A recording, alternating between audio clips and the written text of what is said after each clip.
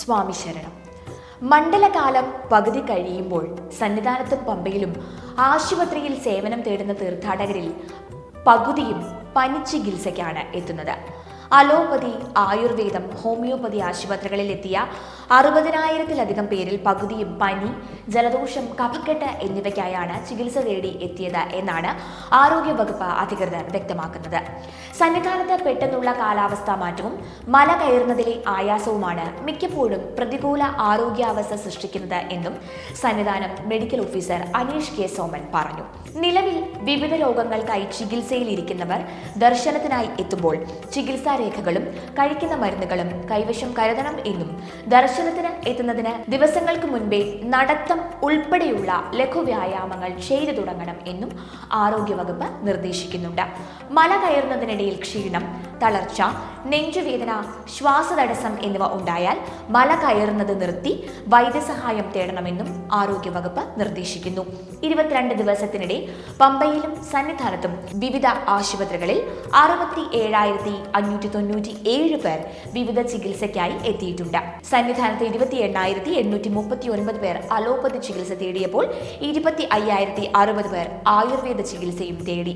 ആശുപത്രിയിൽ ഇപ്പം നമ്മൾ മണ്ഡലകാലം തുടങ്ങിയപ്പോൾ മുതൽ സേവനം ഇവിടെ തുടങ്ങിയിട്ടുണ്ട്. അപ്പം ഏകദേശം ഒരു 28,000-ഓളം രോഗികൾ ഇപ്പോൾ ഒ പി സേവനം തേടിയിട്ടുണ്ട് ഇന്നത്തെ കണക്ക്.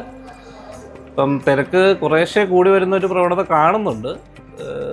ദിവസം ഒരു 1,000-1,200 ആവറേജ് ഒ പി ആണ് ഇവിടെ നമുക്ക് വന്നുകൊണ്ടിരിക്കുന്നത്. പിന്നെ പൊതുവേ തിരക്ക് കൂടുന്നുണ്ടെങ്കിലും അസുഖങ്ങളുടെ ഒരു പ്രശ്നങ്ങൾ അങ്ങനെ കൂടുതലായിട്ട് തോന്നുന്നില്ല. ഈ മഴ മാറിയതുകൊണ്ട് പനിയും അതുപോലത്തെ URI, അപ്പർ റെസ്പിറേറ്ററി ഇൻഫെക്ഷൻ അങ്ങനത്തെ ഇതൊക്കെ കുറവുണ്ട്. ഒരു കഴിഞ്ഞ 2-3 ദിവസം കൊണ്ട് അതിലൊക്കെ ഒരു ഗണ്യമായ കുറവ് കാണുന്നുണ്ട്, മഴ മാറി വെയിൽ വന്നതിൻ്റെ ഒരു ഭാഗമായിട്ട്. പിന്നെ അതുകൂടാണ്ട് എമർജൻസി കേസുകൾ, ഹാർട്ട് അറ്റാക്ക് പോലുള്ള കേസൊക്കെ റിപ്പോർട്ട് ചെയ്യുന്നുണ്ട്. ഡെയിലി ഒരു കേസൊക്കെ നമുക്കിവിടെ വരുന്നുണ്ട്. ഈ മൊത്തം മണ്ഡല സീസണിനിടയ്ക്ക് ഒരു 15ഓളം കേസ്, 14 കേസ് നമ്മൾ ഇവിടെ നിന്ന് റെഫർ ചെയ്ത് താരോട്ട് വിട്ടിട്ടുണ്ട്, ആവശ്യമുള്ള മരുന്നൊക്കെ ചെയ്ത്. പിന്നെ ഗുരുതരമായ ആരോഗ്യ പ്രശ്നങ്ങളൊന്നും ഇപ്പം നിലവിലില്ല. പൊതുവെ എല്ലാവരും ചികിത്സ തേടുന്നത് കൂടുതലും ഈ ഒരു മല കയറുമ്പോൾ ഒരു ക്ഷീണം, കാലുവേദന അങ്ങനത്തെയാണ് പൊതുവെ മൊത്തത്തിലുള്ള കൂടുതലും പേഷ്യൻസ്. കൂടുതലും ആണുങ്ങൾ തന്നെയാണ് രോഗികളായിട്ട് വരുന്നത്. സ്റ്റാഫ് സ്ട്രെങ്ത് നമുക്കിപ്പം അഡിക്കേറ്റാണ്. ആവശ്യത്തിന് ഉള്ള ജീവനക്കാർ എല്ലാ മേഖലകളിലും ഉണ്ട്. ഇപ്പോൾ ഡോക്ടർമാരാണെങ്കിലും, നഴ്സിംഗ് സ്റ്റാഫാണെങ്കിലും, ലാബ് ടെക്നീഷ്യന്മാരാണെങ്കിലും, ഫാർമസിസ്റ്റ്, അറ്റൻഡർമാർ, ഇവരെല്ലാം അഡിക്വേറ്റായിട്ട് തന്നെയുണ്ട്. ഇപ്പം തിരക്ക് മാനേജ് ചെയ്ത് പോകാൻ കഴിയുന്നുണ്ട്.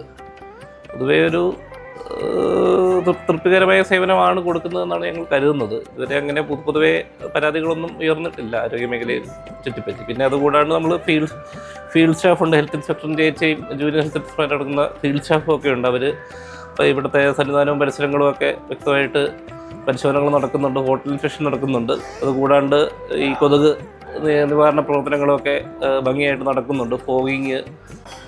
സന്നിധാനത്തിലുള്ള ആയുർവേദ ഡിസ്പെൻസറിയിൽ ദിവസം 1000 വരെ പേഷ്യൻറ്റുകൾ വരാറുണ്ട്. ഇപ്പോൾ കൂടുതൽ ഇവിടെ വരുന്നതെന്ന് വെച്ചാൽ കയറി വരുമ്പോൾ വരുന്ന ഒരു മസിൽ കാച്ച്, അല്ലെങ്കിൽ പിന്നെ കൈകാല് വേദന, അല്ലെങ്കിൽ ചെറിയ ഉഴുക്ക്, പിന്നെ സ്കിൻ ഡിസീസ്, ഇങ്ങനെയുള്ള കേസുകളാണ്. 1,107 പേരാണ് ഹോമിയോ ചികിത്സ തേടിയത്. പമ്പയിൽ വിവിധ ആശുപത്രികളിലായി 12,591 പേർ ചികിത്സ തേടി. അപ്പോൾ നമ്മൾ ഹോമിയോപ്പതി വകുപ്പിൻ്റെ കീഴിലായിട്ട് ഇവിടെ സന്നിധാനത്ത് എല്ലാ സീസണിലും വകുപ്പിൻ്റെ പ്രത്യേക ഹോമിയോ ഡിസ്പെൻസറികൾ പ്രവർത്തിക്കുന്നതാണ്. സന്നിധാനത്തുമുണ്ട്, പമ്പയിലുമുണ്ട്.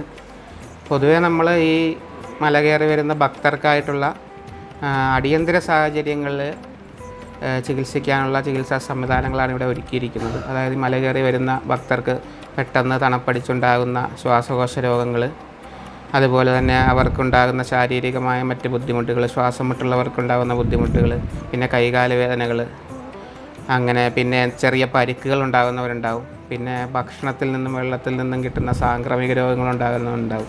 അതിനൊക്കെയുള്ള അടിയന്തര ചികിത്സയാണ് സാധാരണ നമ്മളിവിടെ നൽകി വരുന്നത്.